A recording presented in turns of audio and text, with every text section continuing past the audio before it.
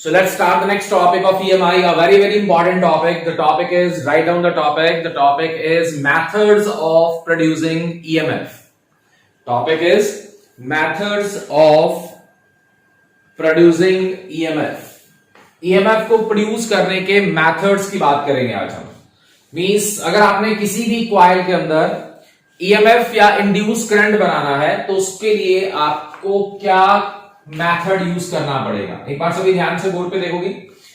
हमने पढ़ा था फर्स्ट लेक्चर में भी, सेकंड में भी वन, कि in order to produce the EMF और the current the flux should be changing. मतलब अगर फ्लक्स चेंज हो रही है तो डेफिनेटली ईएमएफ बनेगा ही बनेगा. बार बार डिस्कशन करा था हमने कि फ्लक्स का पास आउट नहीं, फील्ड लाइंस का पास आउट होना नहीं है, यहां पर फ्लक्स का चेंज होना जरूरी होता है.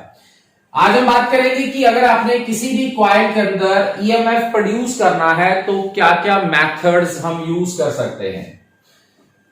हमने पढ़ा था फाई का फॉर्मूला होता है बी डॉट ए. चेक करना पड़ा, पहले कुछ इनिशियल बेसिक बता रहा हूं. B dot A, can I write this term as B A cos theta.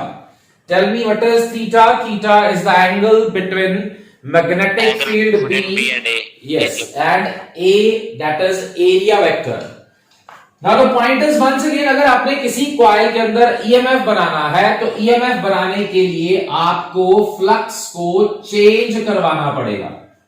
क्योंकि जब फ्लक्स चेंज होती है then according to EMI उस कॉइल के अंदर करंट, इंड्यूस करंट और इंड्यूस EMF आता है. Now the point is, अगर मुझे फ्लक्स को चेंज करवाना है तो मैं तीन वे से चेंज कर सकता हूं. या तो मैं मैग्नेटिक फील्ड को चेंज कर दूं, बी चेंज होगा तो फाई चेंज हो जाएगा. जी हमने पढ़ लिया बेटा, जो आपने फैराडेज के एक्सपेरिमेंट पढ़े, याद करो क्या होता था. एक कॉइल थी, मैग्नेट को हम पास भी लेके आ रहे थे और दूर लेके जा रहे थे. कैन वी से वो मैग्नेट की जो मूवमेंट थी, जब आप मैग्नेट को क्लोज लेके आ रहे थे, दूर लेके जा रहे थे, उससे क्या चेंज हो रहा था, याद करो, उससे बी चेंज हो रहा था, फील्ड लाइंस चेंज हो रही थी, मैग्नेटिक फील्ड चेंज हो रही थी. तो वो मेथड हमने ऑलरेडी डिस्कस कर लिया. मतलब if I will change B, flux will change, flux change होगी तो ईएमएफ बनेगा. Now look at the second step. Second क्या हो सकता है, बाय चेंजिंग द एरिया. मतलब अगर हम किसी कॉइल का एरिया चेंज करते रहें तो कॉइल के अंदर फ्लक्स चेंज होगी, फ्लक्स के चेंज होने से वहां पर भी इंड्यूस ईएमएफ और इंड्यूस करंट की फॉर्मेशन होती है. Now the third point is by changing theta. Theta का मतलब एंगल, और एंगल की जगह वर्ड यूज कर रहा हूं ओरिएंटेशन. ओरिएंटेशन का मतलब होता है कॉइल्स को घुमा दो. अगर आप कॉइल को रोटेट करवाओगे, आपको पता है कॉइल को रोटेशन का कॉन्सेप्ट क्या होता है. कॉइल्स में पड़ी है 90, 180, 180, 0. कैन वी से दैट जब आप कॉइल को रोटेट करवाओगे तो एंगल चेंज होता है, और एंगल के चेंज होने से फ्लक्स चेंज होती है, और फ्लक्स के चेंज होने से ईएमएफ बनता है. सो कह रहा है दैट कि ईएमएफ अगर कॉइल के अंदर बनाना है तो तीन मेथड से बन सकता है. By changing the magnetic field, by changing the area, by changing the angle. This part we have done. और आता नहीं है, मतलब ये हो चुका है ऑलरेडी. एक्सपेरिमेंट के अंदर ही हमने शो कर दिया कि अगर एक कॉइल है, एक मैग्नेट याद करो यूज करा था, मैग्नेट को हमने क्लोज लेकर आए, मैग्नेट को हम दूर लेकर गए, जिससे यहां पर मैग्नेटिक फील्ड लाइंस चेंज हुई, मैग्नेटिक फील्ड चेंज हुई, फ्लक्स चेंज हुई, और यहां पर करंट की फॉर्मेशन हुई. That we have already done, so उसके ऊपर हम एम्फेसाइज नहीं कर रहे हैं.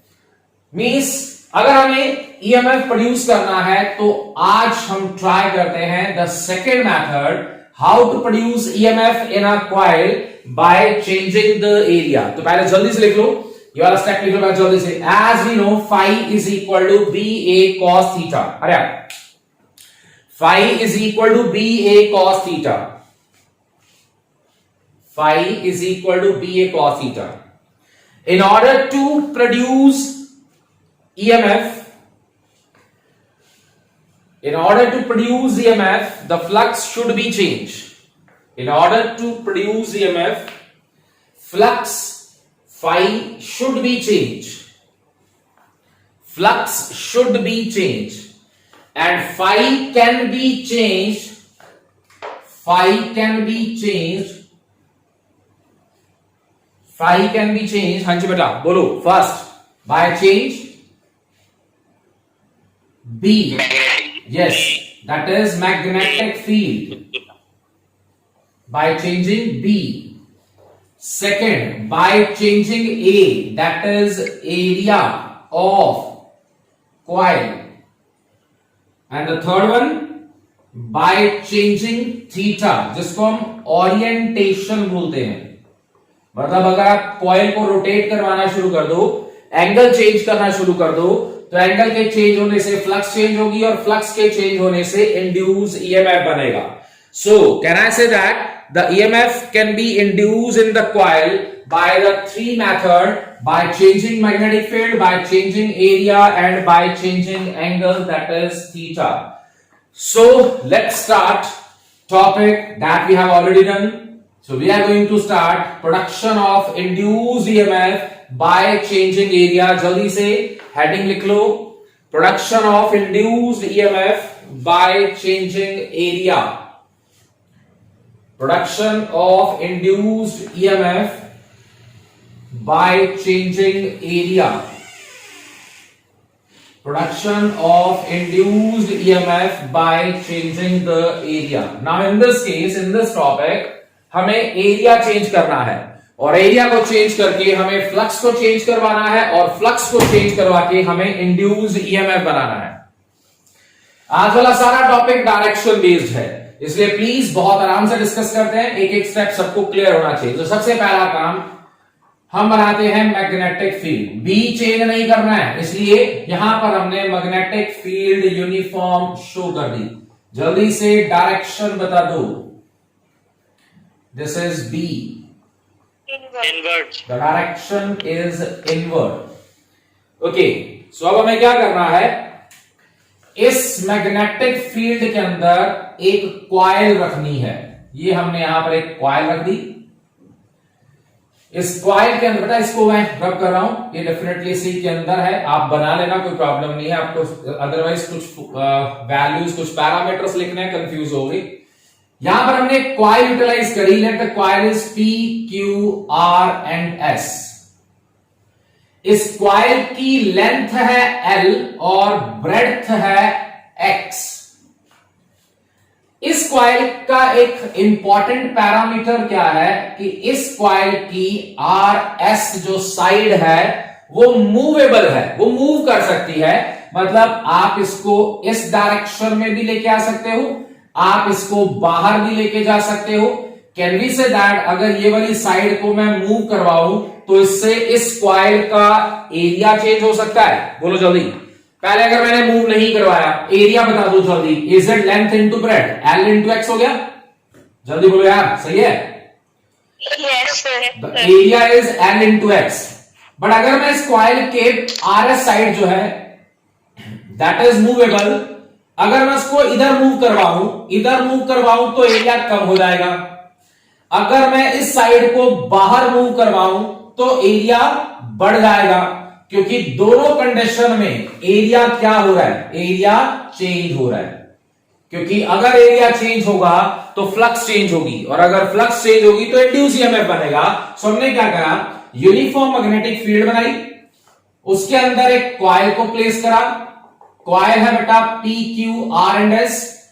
कॉइल की RS जो साइड है दैट इज मूवेबल। जल्दी से बनाना, पैरामीटर्स लिखवा देता हूं जल्दी। Draw it, hurry up. There is a uniform magnetic field B which is radially inward. Magnetic field inward है। There is a uniform magnetic field B, bracket में लिख देना inward. Take a rectangular coil या consider a rectangular coil PQRS. Take a rectangular coil PQRS having length L and breadth X. Having length L and breadth X.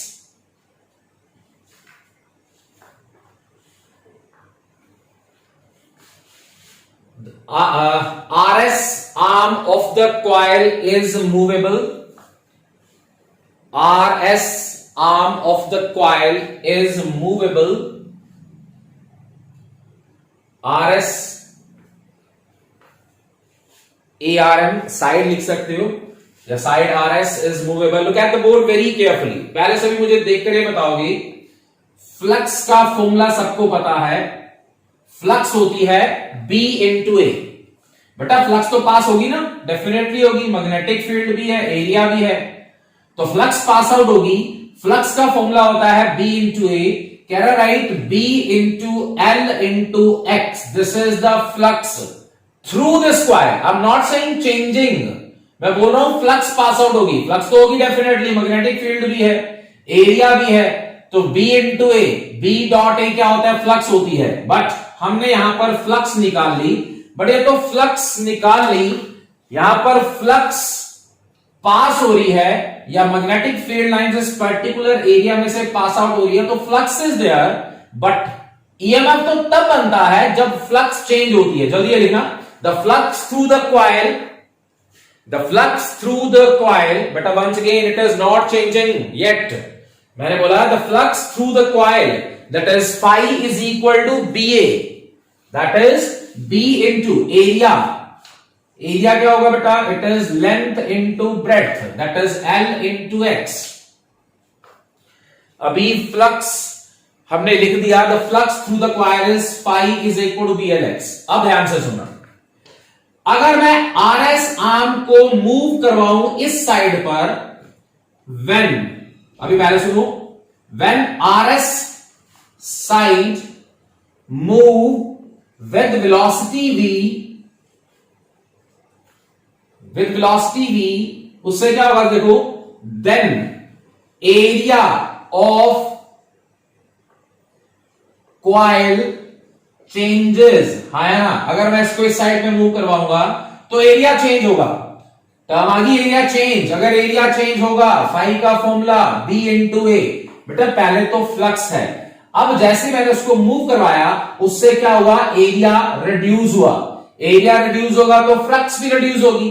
Flux reduce होना, flux increase होना, दोनों cases में flux change हो रही है, और flux के चेंज होने से इस कॉइल में इंड्यूस ईएमएफ बनेगा, और उसका formula according to the second law of EMI सबने पढ़ा हुआ है, E is equal to minus D phi by D T. But ये आप तभी लगा सकते थे जब एरिया चेंज होता, यहां नहीं लगा सकते थे आप।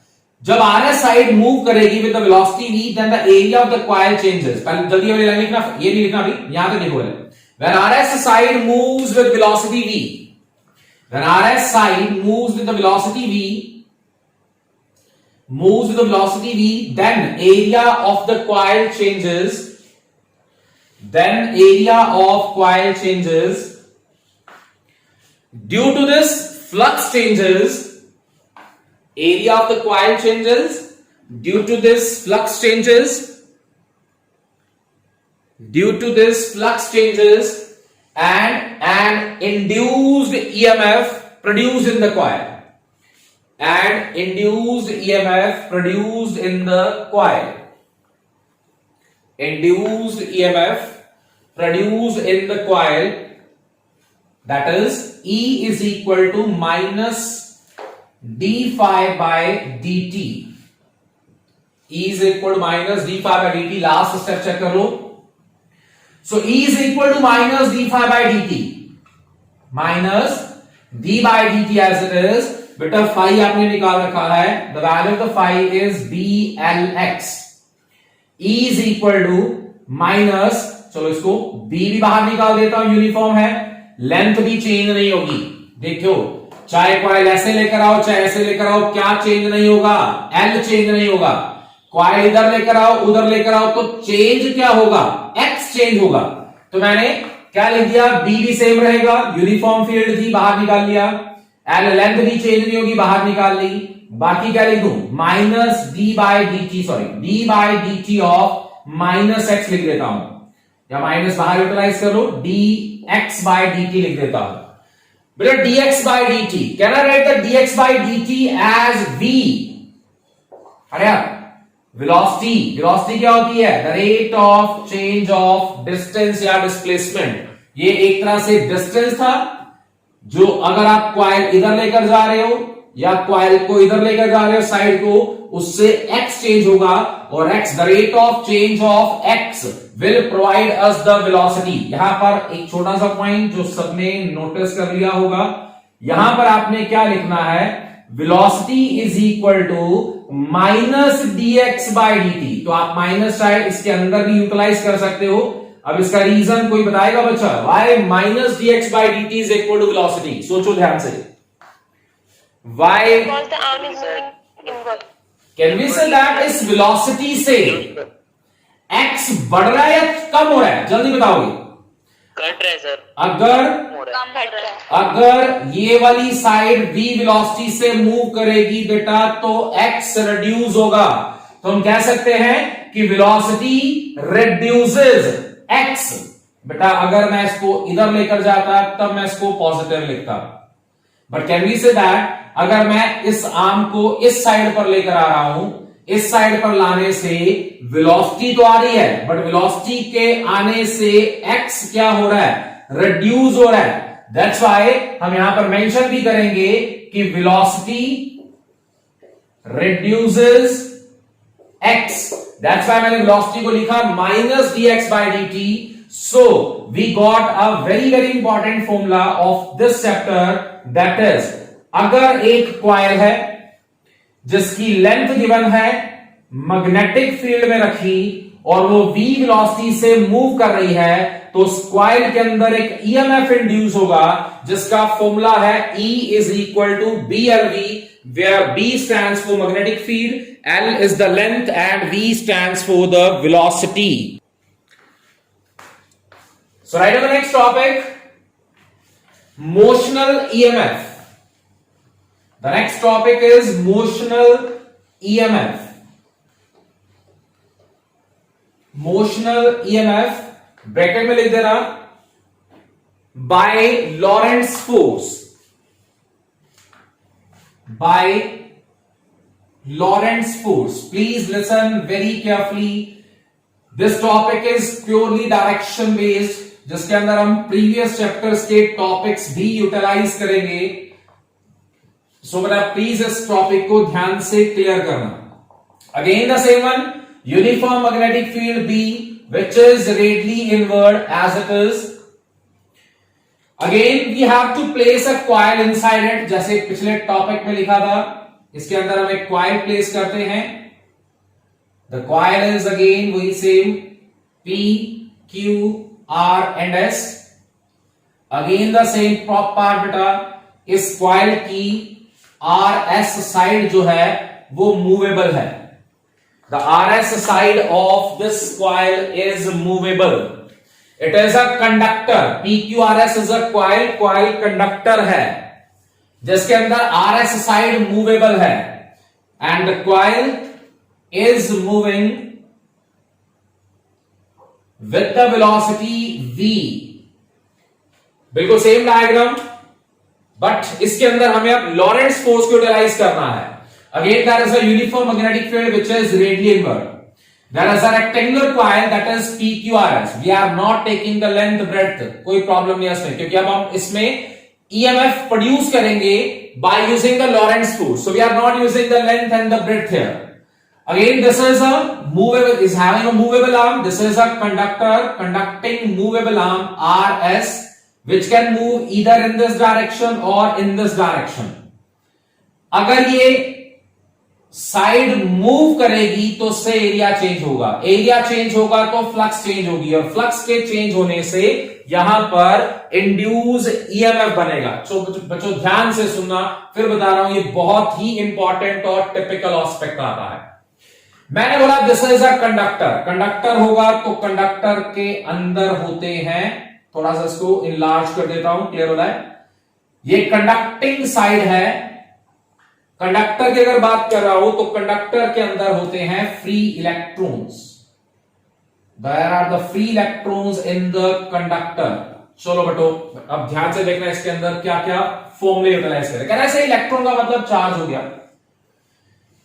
जब एक चार्ज, ये कंडक्टर जो कंडक्टिंग साइड है उसको मैं मूव करवा रहा हूं, कैन वी से दैट अगर एक कंडक्टिंग साइड को मूव करवा रहा हूं, इसका मतलब चार्ज मूव कर रहा है, क्योंकि कंडक्टिंग साइड के अंदर, कंडक्टर के अंदर इलेक्ट्रॉन्स हैं।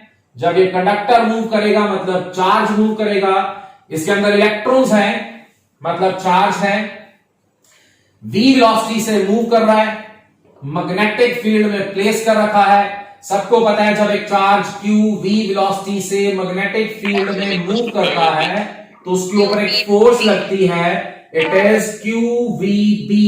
अरे याद आया? Can we say that this conductor is having the charge, when the charge moving with the velocity v enters into the magnetic field or moves in the magnetic field, then the charge experience a force and the force is F is equal to QVB।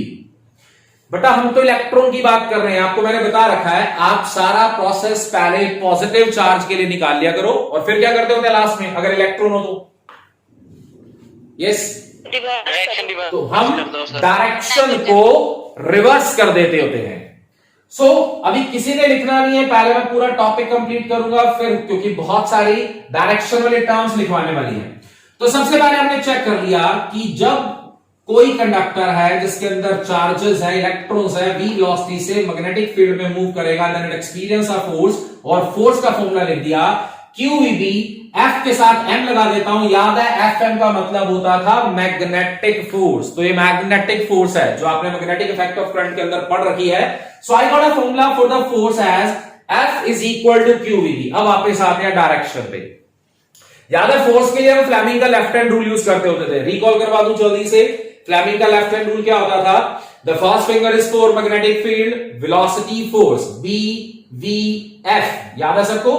Please direction समझो, फिर आप अपनी copy पे करके देखोगे, clear होगा तभी next step पे जाएंगे। So check it out. Magnetic field है अंदर की तरफ, क्लियर? वेलोसिटी चेक करो कहां है, इस डायरेक्शन में वेलोसिटी ऐसे बना रखा है, मैग्नेटिक फील्ड अंदर, वेलोसिटी इधर। थंब चेक करो कहां पर आ रहा है, the thumb is in the downward direction. आपकी कॉपी भी जब आप करोगे डायग्राम सबने बना रखी है, चेक करो। मैग्नेटिक फील्ड अंदर की तरफ है, वेलोसिटी चेक करके देखो कहां है और मुझे फोर्स चेक करके बताओगे। Can we say that the force is in the downward direction? दोबारा, मैग्नेटिक फील्ड अंदर की तरफ है, वेलोसिटी इस साइड पर है तो फोर्स नीचे, अगर वेलोसिटी उधर होती तो फोर्स ऊपर होती। मैग्नेटिक फील्ड अंदर, वेलोसिटी इस डायरेक्शन में, तो फोर्स कहां पर आ रही है? The force is in the downward direction. देखो बेटा बोर्ड पे दोबारा, B V and F, magnetic field अंदर, अगर वेलोसिटी उधर होती तो ऐसे पता चल जाएगा तो फोर्स ऊपर होती, बट वेलोसिटी कहां है? ओपोजिट डायरेक्शन में, तो फोर्स कहां आ रही है? नीचे की डायरेक्शन में। सुनना ध्यान से, अगर Q चार्ज कंसिडर कर रहा हूं तो मैग्नेटिक फोर्स मैंने शो कर दिया कहां आ रही है, नीचे की तरफ आ रही है।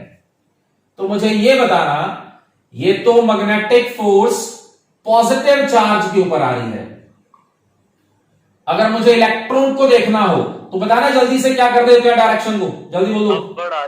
डायरेक्शन को रिवर्स कर देते हैं। तो कैन वी से दैट अगर मैं इलेक्ट्रॉन यूज करूंगा तो मैग्नेटिक फोर्स ऑन इलेक्ट्रॉन की डायरेक्शन, अब बेटा याद करो यार, ये अंदर की तरफ है, वेलोसिटी एरी, अगर इलेक्ट्रॉन होते तो आपको क्या कर देना होता है? डायरेक्शन को रिवर्स कर देना होता है। हमने पहले डिस्कस किया था कि हम सारा प्रोसेस पॉजिटिव चार्ज के लिए निकाल लिया करेंगे और जो लास्ट में आंसर आएगा, जो भी डायरेक्शन होगी उसका उल्टा कर दिया करेंगे। तो जब मैंने यहां से कैलकुलेट करा, पॉजिटिव चार्ज के ऊपर फोर्स नीचे की तरफ आ रही है, इसलिए मैंने लिख दिया FM, that is magnetic force on positive charge, downward आ रही है। और हम लोग इलेक्ट्रॉन्स की बात कर रहे हैं, तो इलेक्ट्रॉन्स के ऊपर मैग्नेटिक फोर्स कहां जा रही है? It is in the upward direction. इसका मतलब इलेक्ट्रॉन्स के ऊपर मैग्नेटिक फोर्स ऊपर की तरफ लग रही है। Check it out. क्या मैं ऐसे शो कर सकता हूं कि इलेक्ट्रॉन के ऊपर, सबके ऊपर फोर्स लग रही है ऊपर की डायरेक्शन में? ये सारे इलेक्ट्रॉन्स के ऊपर फोर्स लग रही है इन द अपवर्ड डायरेक्शन। पहले यहां तक बताओ जल्दी, फिर आगे स्टार्ट करें। हमने फोर्स निकाल ली, the formula is QVB। Fleming का लेफ्ट हैंड रूल यूज करा, लेफ्ट हैंड यूज करके हमें पता चला कि magnetic force on positive charges downward direction में है, तो इलेक्ट्रॉन के ऊपर ये मैग्नेटिक फोर्स कहां हो जाएगी? in the upward direction, that is Fm in the upward direction. अब सुनना ध्यान से क्या होगा इससे। अगर इलेक्ट्रॉन्स के ऊपर फोर्स ऊपर की तरफ लग रही है, मतलब सारे इलेक्ट्रॉन ऊपर जाना शुरू हो गए। जब सारे इलेक्ट्रॉन ऊपर जाना शुरू हुए, कैन वी से दैट ये धीरे धीरे आर पॉइंट पर अक्यूमुलेट होते गए, क्योंकि इलेक्ट्रॉन ऊपर जाते जा रहे हैं। जैसे जो ऊपर जाते गए ये आर पॉइंट पर अक्यूमुलेट होते गए, और आर पॉइंट पर अक्यूमुलेट होते होते आर पॉइंट क्या बन गया? नेगेटिवली चार्ज बन गया। आर पॉइंट क्या बन गया? नेगेटिवली चार्ज हो गया। अगर आर पॉइंट नेगेटिवली चार्ज हो गया तो डेफिनेटली पॉजिटिव चार्ज इधर आ रहे हैं, इलेक्ट्रॉन्स ऊपर जा रहे हैं, then can we say that S become positive and R become negative. यहां तक पहले चेक करो, फिर आगे स्टार्ट करेंगे। Why R become negative and S become positive? So the electrons get the force in the upward direction, and as a result R become negative and S become positive. Now tell me the direction of current in the coil. बेटा अगर electrons ऊपर की तरफ जाएंगे तो definitely current कहां आएगा? नीचे आएगा, क्योंकि electron that is electronic current और this is the conventional current, तो आई करंट डाउनवर्ड जाएगा। तो this is now the direction of current. Check करो जल्दी से, S to P to Q to R to S, ये होगी डायरेक्शन ऑफ करंट। और इलेक्ट्रॉन्स की डायरेक्शन क्या होगी? S R Q P, S R Q P. So can we say that now we got the answer of the direction of current. दोबारा, charge था v velocity से magnetic field में रखा। चलो ये वाला स्टेप पहले लिखवा लेता हूं जल्दी। Write down the conductor consists of free electrons. Conductor consists of free electrons. The conductor RS word use करो। The conductor RS consists of free electrons. Consists of free electrons. When the arm या conductor RS move with the velocity v, when the conductor RS moves with the velocity v, then the charge will also move. Then the charge will also move. Then the charge will also move. Next time लिखना, as we know, when a charge moves with the velocity v, when a charge moves with velocity v in magnetic field, when a charge moves with velocity v in the magnetic field, then it experiences magnetic force. Then it experiences magnetic force. Then it experiences magnetic force as Fm is equal to QVB. Once again बेटा हम electrons की जगह positive charge की बात कर रहे हैं। That is the force Fm is equal to QVB. The direction, next time देखना, the direction of this force is obtained by Fleming left hand rule. The direction of this force is obtained by Fleming left hand rule.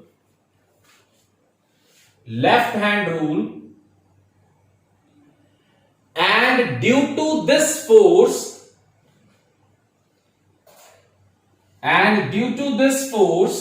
सुना ध्यान से, the electrons start moving in the upward direction. Underline करना, due to this force electrons start moving in the upward direction. जो मैंने show कर दिया बेटा, this is magnetic force on electron, this is magnetic force on the positive charge. तो यहां पर direction of current बेटा प्लीज जल्दी से सभी शो कर दो। This is the direction of induced current. The electrons start moving in the upward direction. As a result, R become negative and S become positive. R become negative and S become positive.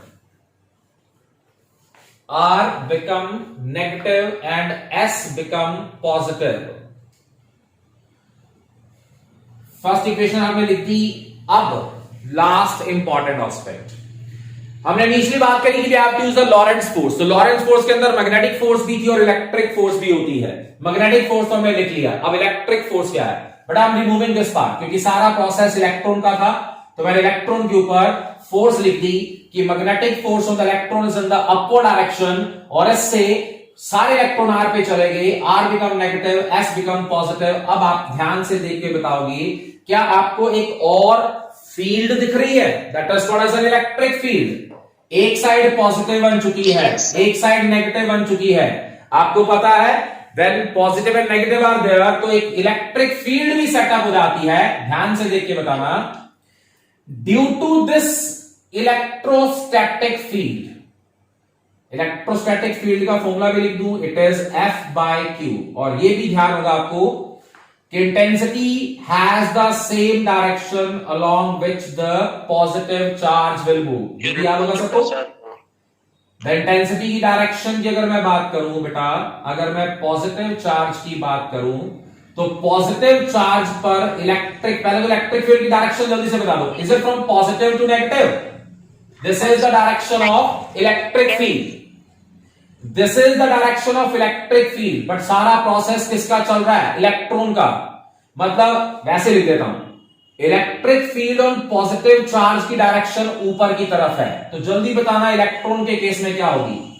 Can we say that in the case of electron, electrostatic field, ये लिख देता हूं, electrostatic field for the electron is in the downward direction. जैसे मैंने पिछले point में लिखा था, मैग्नेटिक फोर्स पॉजिटिव पर भी निकाला था और इलेक्ट्रॉन पे भी निकाला था। मैंने पहले क्या कर दिया, मैंने पहले इलेक्ट्रोस्टैटिक फील्ड पॉजिटिव चार्ज पे चेक करी। पहले मैं चलो इसको छोड़ता हूं, पहले इलेक्ट्रोस्टैटिक फील्ड की डायरेक्शन देखो क्या है। This is the direction of electrostatic field. जो डायरेक्शन फील्ड की होती है वही डायरेक्शन फोर्स की होती है। मुझे बताना, ये फोर्स की डायरेक्शन किस चार्ज के ऊपर है? जल्दी बताना। Is it on the positive charge? इसका मतलब क्या हुआ कि पॉजिटिव चार्जेस पर फोर्स का लगेगी ऊपर की तरफ। पॉजिटिव चार्ज पर फोर्स का लगेगी ऊपर की तरफ। तो नेगेटिव चार्जेस पर फोर्स बता दो जल्दी से, due to this electrostatic force कहां लगेगी? It is in the downward direction. Magnetic force electron के ऊपर लग रही थी ऊपर वाली डायरेक्शन में, जिससे इलेक्ट्रॉन ऊपर जा रहे थे। प्लीज अब 2 मिनट ध्यान से सुना। इलेक्ट्रॉन के ऊपर मैग्नेटिक फोर्स लग रही थी ऊपर की डायरेक्शन में, इलेक्ट्रॉन ऊपर जाना शुरू कर गए। ऊपर जाते गए, यहां पर नेगेटिव बना, यहां पर पॉजिटिव बना। नेगेटिव पॉजिटिव की अक्यूमुलेशन होते होते एक इलेक्ट्रिक फील्ड सेटअप हो गई, जिसकी डायरेक्शन होती है पॉजिटिव टू नेगेटिव। जिस डायरेक्शन में पॉजिटिव चार्ज मूव करता है उसी डायरेक्शन में फील्ड होती है, उसी डायरेक्शन में फोर्स होती है। तो can we say that electrostatic field positive charge के लिए ऊपर है, तो फोर्स भी पॉजिटिव चार्जेस पर ऊपर की तरफ लगेगी। तो इलेक्ट्रॉन पे जल्दी बोलो क्या प्रोसेस होगा? क्या इलेक्ट्रॉन पर फोर्स नीचे की तरफ लगेगी? मतलब मैग्नेटिक फोर्स इलेक्ट्रॉन्स पर ऊपर की तरफ फोर्स लगा रही है। जैसे जैसे इलेक्ट्रॉन इकट्ठे होते जा रहे हैं, एक इलेक्ट्रोस्टैटिक फील्ड बन रही है, और उस इलेक्ट्रोस्टैटिक फील्ड ने एक और फोर्स प्रोवाइड करी, किसके ऊपर? इलेक्ट्रॉन के ऊपर, which is in the downward direction. अब मैग्नेटिक फोर्स इलेक्ट्रॉन को ऊपर लेकर जा रही है, इलेक्ट्रॉन ऊपर जा रहे हैं, धीरे धीरे इलेक्ट्रिक फील्ड बन रही है। इलेक्ट्रिक फील्ड के बेस पर अब इलेक्ट्रॉन्स के ऊपर इलेक्ट्रोस्टैटिक फोर्स डाउनवर्ड डायरेक्शन में लग रही है। इलेक्ट्रॉन्स पहले मैग्नेटिक फोर्स से ऊपर जा रहे थे, इलेक्ट्रोस्टैटिक फोर्स से नीचे आ रहे हैं। सोचो अगर ये दोनों फोर्सेस, अगर ये दोनों फील्ड सेम होगी तो क्या होगा? सोचो ध्यान से। No net force will be there. Yes, अगर ये दोनों फोर्सेस, अगर इलेक्ट्रोस्टैटिक फोर्स और मैग्नेटिक फोर्स इक्वल हो जाएंगी, कैन वी से दैट इन चार्ज पार्टिकल्स की मूवमेंट रुक जाएगी और वो इक्विलिब्रियम के अंदर आ जाएंगे। मतलब इनिशियली क्या था, सुना, इनिशियली इलेक्ट्रॉन्स थे v वेलोसिटी से मूव कर रहे थे, मैग्नेटिक फोर्स लगी ऊपर की डायरेक्शन में। ऊपर की डायरेक्शन में फोर्स लगने से इलेक्ट्रॉन्स मैग्नेटिक फोर्स के बेस पर ऊपर जाने शुरू हो गए। ऊपर जाते गए, इकट्ठे होते गए, यहां पर नेगेटिव बन गया, यहां पर पॉजिटिव बन गया। पॉजिटिव और नेगेटिव बनने से एक इलेक्ट्रिक फील्ड सेटअप होगी। दोबारा शो कर रहा हूं, एक इलेक्ट्रिक फील्ड सेटअप होगी। इलेक्ट्रिक फील्ड की डायरेक्शन सबको पता है, फ्रॉम पॉजिटिव टू नेगेटिव होती है, और इंटेंसिटी की डायरेक्शन क्या होती है, पॉजिटिव टू नेगेटिव। और can I say that intensity की डायरेक्शन में पॉजिटिव चार्ज मूव करता है, मतलब पॉजिटिव चार्ज पर इलेक्ट्रिक फील्ड ऊपर है, फोर्स ऊपर है। तो फिर नेगेटिव चार्ज पे दोबारा बार बार बात कर रहा हूं, तो नेगेटिव चार्ज पर फील्ड और फोर्स का होगी इन द डाउनवर्ड डायरेक्शन। इसका मतलब क्या हुआ कि मैग्नेटिक फोर्स तो इलेक्ट्रॉन को ऊपर लेकर जा रही थी, जैसे जैसे नेगेटिव पॉजिटिव बनते गए एक और फील्ड क्रिएट होगी, उस फील्ड में इलेक्ट्रॉन्स के ऊपर डाउनवर्ड डायरेक्शन में फोर्स लगानी शुरू कर दी। और उस फोर्स का फॉर्मूला क्या था, E is equal to F by Q होता है, पढ़ा हुआ है सबने। तो F कितना हो गया, इजेड क्यू ई, सिर्फ F के साथ मैं E लगा रहा हूं, दैट इज इलेक्ट्रोस्टैटिक फोर्स। मैंने पिछले मैग्नेटिक में भी Q यूज करा था, यहां पर भी मैंने Q यूज करा, बट डायरेक्शन एक बार चेक कर लो। इस डायरेक्शन को छोड़ देता हूं, तो ये चेक करो। Finally this is the magnetic force on electron in the upward direction, this is the electrostatic force और electric field on electron in the downward direction। दोनों फोर्सेस मैंने लिख दी। कैन वी से दैट ये process चलता जाएगा और एक ऐसी स्टेट आएगी जब magnetic force become equal to the electrostatic force. अब जैसे दोनों फोर्सेस इक्वल होंगी, इलेक्ट्रॉन्स की मूवमेंट बंद हो जाएगी। मैग्नेटिक फील्ड से ऊपर जा रहे थे, इलेक्ट्रोस्टैटिक फील्ड से नीचे आ रहे थे, प्रोसेस चलता गया। एक ऐसी स्टेज आई जब दोनों फोर्सेस इक्वल हुई, और जैसे दोनों फोर्सेस इक्वल हुई, अब इलेक्ट्रॉन्स का डिफ्लेक्शन बंद हो गया, मूवमेंट बंद हो गई। एफएम की वैल्यू वी हैव क्यूवीबी, एफई की वैल्यू क्या है, इट इज क्यूई, क्यू से क्यू कैंसल, तो ई किसके इक्वल आ गया, इट इज वीबी। क्लियर? अभी अपन ई का फॉर्मूला सबको ध्यान है, is it E is equal to V by L होता था, जल्दी बोलो। इंटेंसिटी का फॉर्मूला होता था V बाय एल, याद है, पोटेंशियल ग्रेडियंट होता था। Yes, sir. अगर मैं V यहां पर लिखूं, V इज इक्वल टू क्या हो गया, E into L, electric field बन रही थी ना बेटा, this is the electrostatic field also.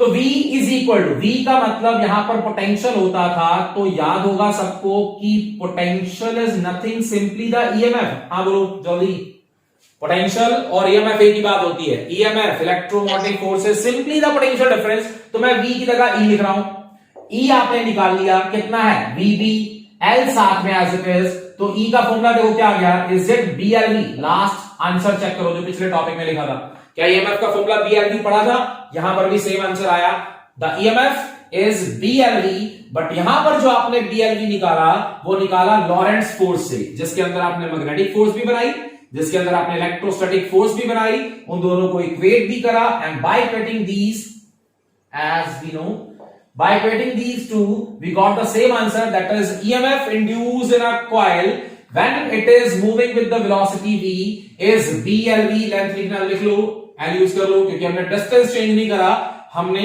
लॉरेंट्ज force को अप्लाई करके इस पूरे पैरामीटर में EMF को फाइंड आउट करा, and it comes out to be BLV।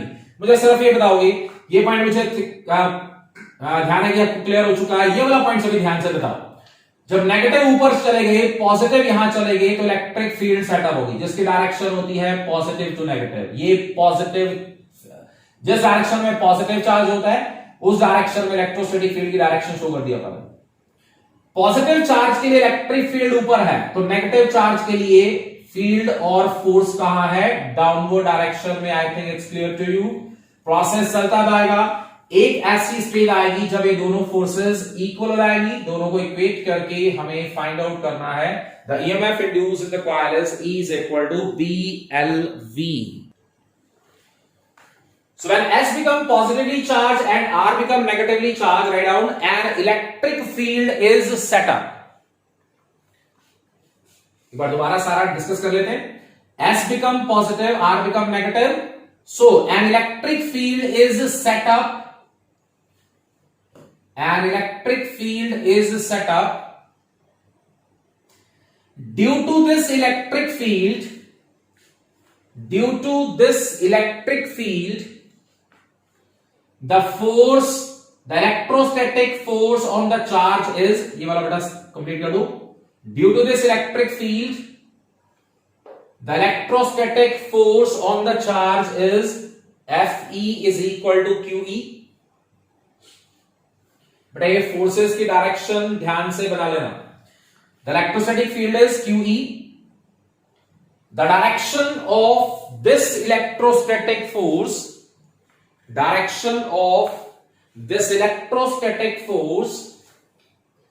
is opposite to that of magnetic force.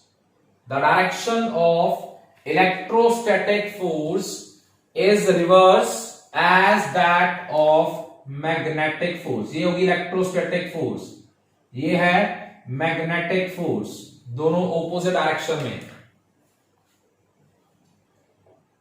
When Fm is equal to Fe, जब magnetic force और electric force equal हो जाएंगे, when Fm is equal to Fe, the electrons stop moving. When Fm is equal to Fe, it is an equilibrium भी कह सकते हो, कोई problem नहीं है. दोनों इक्वल कर E फाइंड आउट कर लो and then apply the formula of, as we know, E is equal to V by L. बेटा V को E क्यों लिखा है बता दो जल्दी. V is the potential and EMF is also the potential difference between the two electrodes जो आपने पढ़ा था. So that's why मैंने V की जगह E लिख लिया है यहाँ पे. याद रखना ये V वेलोसिटी है, ये वाला V वेलोसिटी है, याद रखना. VLV, where V stands for the velocity, and that's for the topic, the EMF by the Lorentz or the motional EMF. So that's how the formula of the EMF induced in this coil. Now suppose ये जो RS side है जिसको हमने conductor लिखा, इस conductor का resistance R है, right. Let R is the resistance of the movable conductor RS. R is the resistance. बेटा करंट की डायरेक्शन ये वापस बना रहा हूं, शो कर रखी होगी सबने डायग्राम के अंदर. This is the direction of current. अगर इस वायर का रेजिस्टेंस R है, let R is the resistance of the wire. हमने वायर का रेजिस्टेंस लिख लिया. R is the resistance of the wire. Current है, रेजिस्टेंस है, EMF निकाल रखा है, तो करंट निकाल लें जल्दी से. बेटा E is equal to IR होता है and I is equal to E by R. I is equal to E. E क्या निकाल रखा है आपने? BLV. It is BLV, resistance as it is. So this is the current in the movable arm, या current in the coil. I की value निकाल लो. ये बेटा सारे फॉर्मूले यूटिलाइज होंगे न्यूमेरिकल्स के अंदर. सो I is equal to BLV by R. I is equal to BLV by R. Resistance के बेस बेटा लेंथ L है एज इट इज, ये लिख लिया. ये भी L है, ये भी L है. सो I current, the current I comes out to be BLV by R.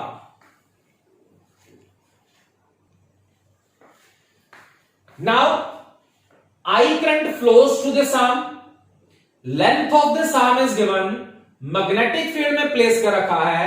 And as we know, अगर कोई कंडक्टर जिसकी लेंथ गिवन है, जिसमें से करंट फ्लो कर रहा है और उसको मैग्नेटिक फील्ड में रखे, then the conductor experience a force and the formula of the force पढ़ रखा है आप सबने. It is BIL. चलो जल्दी से लिखोगे. करंट I शो कर रखा है आपने, length of the conductor is L है, magnetic field as it is है. जल्दी से क्लाइन लिख दो. As we know, when a conductor having length L, as we know, when a conductor having length L, having current I, having length L, having current I moving in the conductor, current I moving in the conductor, length L, current I moving in the conductor, placed in the magnetic field,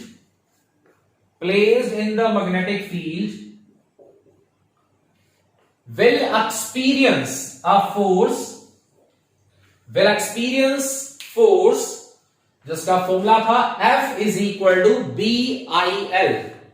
बेटा पहले जो force निकाली थी QVB, ये charge के ऊपर force थी जो हमने QVB लिखा। अब इस पूरे कंडक्टर जिसकी लेंथ गिवन है, करंट है, मैग्नेटिक फील्ड में रखा, तो this is the force on the whole conductor. Find out कर लें फोर्स को। F is equal to B as it is, current हमने निकाल रखा है, क्या है बेटा, it is BLV by R into L। So we have a formula, the force on the whole conductor is B square L square V by R. This is once again beta, this is the force on a particular charge and this is the force on whole conductor। Conductor कौन सा, RS conductor के ऊपर हमने force भी find out कर ली। This is the force F is equal to B square L square V by R, B square L square V by R। Next हमें लिखना, the direction of this force is obtained by, direction of this force is obtained by, force के लिए तो definitely left hand rule ही लगाना होता है। The direction of this force is obtained by Fleming left hand rule. The direction of this force is obtained by Fleming left hand rule। Check कर लो वापस, magnetic field, current and force. अब मैं पूरे कंडक्टर की बात कर रहा हूं, मैं कंडक्टर पर फोर्स फाइंड आउट कर रहा हूं, किस डायरेक्शन में लगेगी चेक करना। मैग्नेटिक फील्ड अंदर, करंट चेक कर लो डाउनवर्ड। बेटा चार्ज की बात नहीं हो रही है, पूरे कंडक्टर की बात हो रही है। मैग्नेटिक फील्ड अंदर, करंट देखो नीचे की तरफ, ये दिख रहा है आपको, तो फोर्स बोलो जल्दी से। Can we say that the direction of force on the conductor, पूरे कंडक्टर पर फोर्स की डायरेक्शन ये वाली, चेक करो सभी कैसे होगी। This is the direction of force, copy पे करके देखो। मैग्नेटिक फील्ड है, दिस इज मैग्नेटिक फील्ड, अंदर की तरफ है जो करंट कहां जा रहा है, इधर जा रहा है नीचे की तरफ। So force on this conductor is in this direction, this is the direction of force on the conductor। तो कंडक्टर के ऊपर इस डायरेक्शन में फोर्स अप्लाई होगी। कंडक्टर जिसकी लेंथ गिवन है, जिसमें से आई करंट फ्लो कर रहा है, मैग्नेटिक फील्ड में रखा, तो फोर्स का फॉर्मूला हो रहा बेटा, and the direction is obtained by Fleming left hand rule and this is the direction of force on the conductor। So that's about the direction and the magnitude of the force on the